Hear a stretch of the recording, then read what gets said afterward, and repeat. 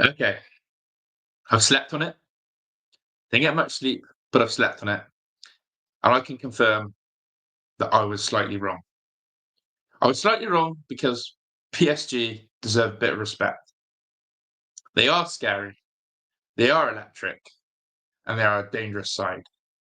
But Aston Villa are very much still in this Champions League tie, and we can beat them and we can progress to the semi-finals of the Champions League. And I'm going to tell you exactly why. Big up to everyone. Welcome on to Aston Villa from the stands. Make sure you smash a like on this video. Subscribe to the channel if you're new around here. And get in the comment section as well. Let me know your thoughts on last night's game and the upcoming tie against PSG next week. It's probably going to be our biggest game of the season. We keep saying that, but this one really is. It's do or die. Can we make the impossible possible? Can Unai Emery conjure up the master plan to beat PSG? It's going to take something special. But with this club, I believe, I certainly do. So, first and foremost, did I underestimate PSG? Slightly. What did I misunderestimate? Their ability to control and dominate games as easily as they do. The midfield of PSG, the forward line of PSG was electric. We gave too much respect, though, in the middle of the park to Ruiz, to Vitinha, to Neves. All of those players in that side of PSG had easy pickings, in my opinion. Kamara, Tillemans, McGinn were chasing shadows, got nowhere near them, didn't put enough pressure on the ball, and essentially allowed PSG to control and dictate the game. Now, do not get me wrong. I fully expected Unai Emery's side to go to the Parc des Princes and park the bus. I also expected us to have that similar game plan of trying to hit PSG on the counter-attack with our ball carriers in Ramsey, in Rodgers, in Rashford, and try and hit them. What didn't happen, though, which is what I expected, was more of those counter-attacks to take place. Quite simply, PSG didn't allow it. They pressed extremely well when we did turn them over and won the ball, which forced Villa into silly mistakes and panic. But furthermore, our quality in that final third, when we did break into their half, simply let us down. That has to change at Villa Park. That has to change. Now, you could argue that 3-1 flattered PSG. If it wasn't for Emi Martinez, it could have been a lot more. And I agree with that. But when you have one of the best goalkeepers in the world, that's what they're paid to do, to be that shot stopper, to keep chances at bay. So when people tell me if it wasn't for your goalkeeper, it would have been more, my response is that's what goalkeepers are paid to do, to keep the ball out of the net. So I expect nothing less. What did cost us yesterday was the one-on-one defending from Morgan Rodgers for the first effort on Doué. Yes, Weldy. Yes, take a bow. But Rodgers knows he should have done better. He showed him inside way too easily, didn't get close enough to the ball, and it was too easy for Doué. The less said, the better about Axel Disasi. He's still doing his disco foot, spinning around in the box like this, as Crutchfield area, I know I've just butchered his name, absolutely murdered him on the dance floor. And then the final goal, the left back on his stronger foot, chopping us like that. Brutal. Brutal. So the one-on-one defending really cost us. I think Unai Emery's half-time substitution of Disasi at right back cost us.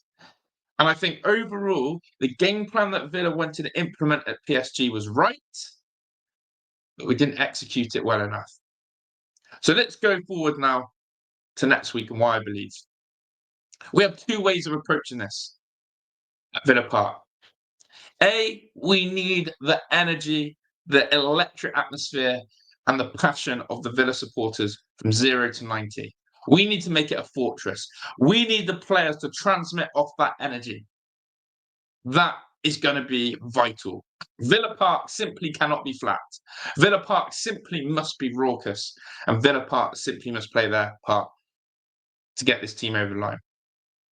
Number two, the game plan. Do we go toe-to-toe with PSG now? Do we get on the front foot? Do we try to control and dominate the game? Do we try and force PSG back? Or do we try and execute the exact same plan? Park the bus, hit them on the counter, but have a lot more opportunities because we're at home. Now, personally for me, there's only one way to play this. And people are going to laugh at me when I say this, but quite simply, we need to emulate what Arsenal did against Real Madrid at the Emirates just recently gone. Declan Rice said it himself. We wanted to attack Real Madrid. We wanted them to fear us. We wanted to push them back.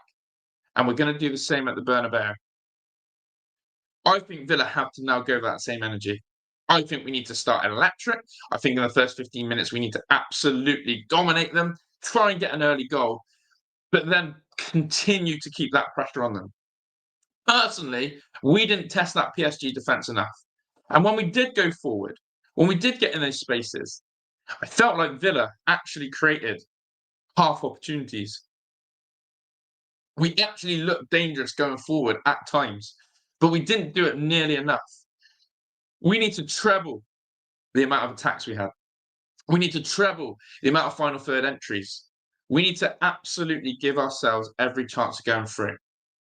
There's no point trying to park the bus for 70 minutes at Villa Park, keeping it at 0-0, and then hoping the final 20 minutes we can conjure some magic. No. I want to see my team go at them.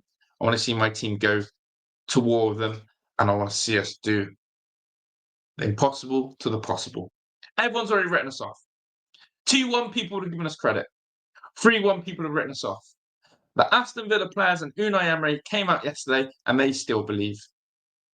Now, you would expect players to say that.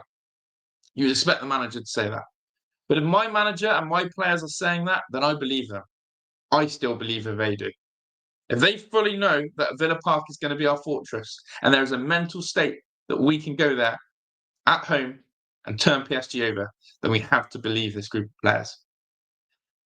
So do I believe we can beat PSG? I do. And I still do. I still believe that Villa Park will play its part. Now, Unai Emery has to get the team lineup spot on. He dropped Asensio, he dropped Watkins. He didn't choose Mings. He went Dean over Matson. He used Onana late on. It is now time for Unai Emery to show us why he is that serial winner. Why the Europa League is his competition and why he's won it so easily. Why he took Villarreal to a semi-finals of a Champions League. Why this guy was paid the big bucks to come in at Aston Villa and get us to qualify for Europe and win us trophies. This is his time. And Unai knows that. This is on the manager now to deliver the right tactical approach, the right starting lineup, and then for the players to go execute it. So I slept on it. Last night, after the final whistle, I said, tie is done. I've regathered my thoughts, regathered my energy, regathered my focus, and realised it's far from done. They still have to come to our fortress. They have to come play in the lion's den.